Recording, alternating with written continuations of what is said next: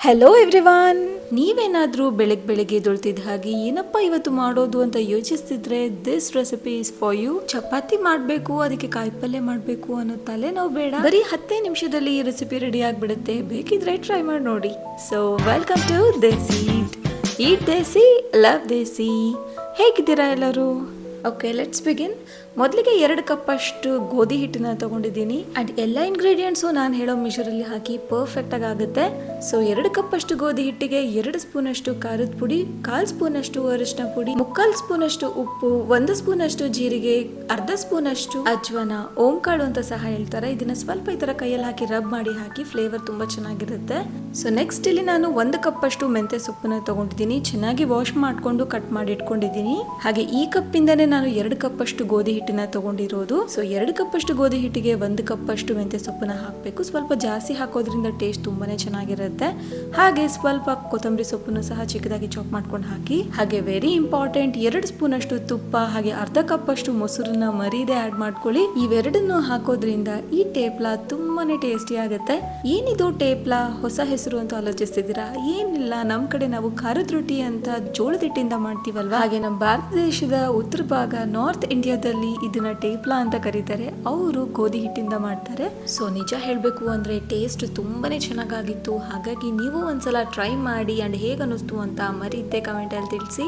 Okay, ಮೊಸರು ಹಾಗೆ ತುಪ್ಪ ಹಾಕಿದ ನಂತರ ಒಂದ್ಸಲ ಚೆನ್ನಾಗಿ ಮಿಕ್ಸ್ ಮಾಡ್ಕೊಂಡು ಆ ನಂತರ ಎಷ್ಟು ಬೇಕೋ ಅಷ್ಟು ನೀರನ್ನ ಆಡ್ ಮಾಡ್ಕೊಂತ ಮಿಕ್ಸ್ ಮಾಡ್ಕೊಳ್ಳಿ.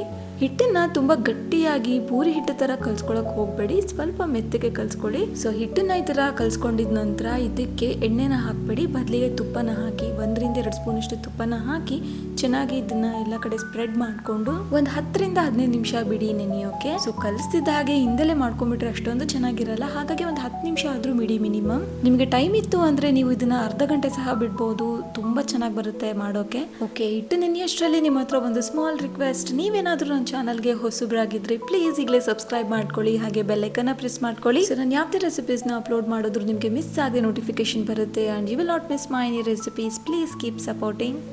ನಾನು ಒಂದು 15-20 ನಿಮಿಷ ಬಿಟ್ಟಿದ್ದೆ. ನೋಡಿ ಹಿಟ್ಟೆಷ್ಟು ಸಾಫ್ಟ್ ಆಗಿ ತುಂಬಾ ಚೆನ್ನಾಗಿದೆ. ಹಿಟ್ಟನ್ನ ಚೆನ್ನಾಗಿ ನಾದ್ಕೊಂಡು ಕಲ್ಸ್ಕೊಳ್ಳೋದು ತುಂಬಾನೇ ಇಂಪಾರ್ಟೆಂಟ್. ಆಗ ಈ ಟೇಪ್ಲಾ ತುಂಬಾನೇ ಸಾಫ್ಟ್ ಆಗಿ ತುಂಬಾ ಚೆನ್ನಾಗಿ ಬರುತ್ತೆ. ಇದನ್ನ ನೀವು ಮಕ್ಕಳ ಲಂಚ್ ಬಾಕ್ಸ್ಗೆ ಪ್ಯಾಕ್ ಮಾಡ್ಬೇಕಾದ್ರೂ ಸಹ ತುಂಬಾನೇ ಸಾಫ್ಟ್ ಆಗಿರುತ್ತೆ. ನಾನು ನಿಮಗೆ ತೋರಿಸ್ತೀನಿ ಲಾಸ್ಟ್ ಅಲ್ಲಿ, ವಿಡಿಯೋ ಲಾಸ್ಟ್ ಅಲ್ಲಿ. ಇದನ್ನ ಬೆಳಿಗ್ಗೆ ಮಾಡಿ ನೀವು ಮಧ್ಯಾಹ್ನ ತಿಂದ್ರು ಅಷ್ಟೇ ಸಾಫ್ಟ್ ಆಗಿರುತ್ತೆ. ಓಕೆ, ಹಿಟ್ಟನ್ನ ಸ್ವಲ್ಪ ತೆಗೆದು ಈ ತರ ಚಪಾತಿ ತರ ಲಟ್ಟಿಸ್ಕೊಳ್ಳಿ.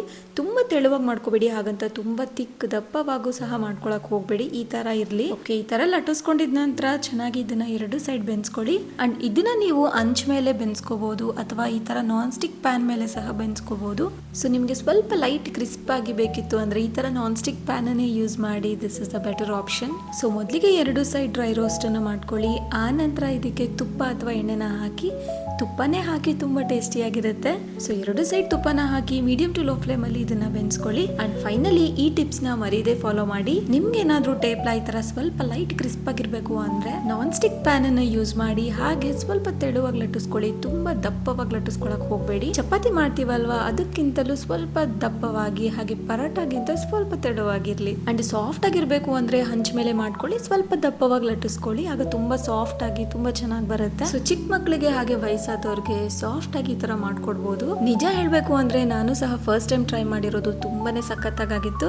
ಎಸ್ ನೋಡಿ, ಈ ಪರೋಟನ ನಾನು ಬೆಳಿಗ್ಗೆ ಮಾಡಿರೋದು, ಮಧ್ಯಾಹ್ನ ಆದ್ರೂ ನೋಡಿ ಎಷ್ಟು ಸಾಫ್ಟ್ ಆಗಿದೆ. ಹಾಗೆ ಇವತ್ತು ನಾನು ನನ್ನ ಮಕ್ಕಳ ಲಂಚ್ ಬಾಕ್ಸ್ಗೆ ಇದನ್ನೇ ಪ್ಯಾಕ್ ಮಾಡಿರೋದು. ನನ್ನ ಮಕ್ಳಿಗೆ ಸಹ ಇದು ತುಂಬಾನೇ ಇಷ್ಟ ಆಯ್ತು ಅಂಡ್ ಮತ್ತೆ ಮಾಡು ಅಂತ ಸಹ ಹೇಳಿದ್ರು. ಸೊ ನೀವು ಇದನ್ನ ಒಂದ್ಸಲ ಟ್ರೈ ಮಾಡಿ ನಿಮ್ಮ ಮಕ್ಕಳ ಲಂಚ್ ಬಾಕ್ಸ್ಗೆ. ಅಂಡ್ ಅವ್ರು ಏನ್ ಹೇಳ್ತಾರೆ ಅಂತ ಮರೀದೆ ಕಮೆಂಟ್ ಅಲ್ಲಿ ತಿಳಿಸಿ. So finally video and recipe ಇಷ್ಟ ಆಗಿದ್ರೆ please like, share, comment and subscribe. Try this and enjoy.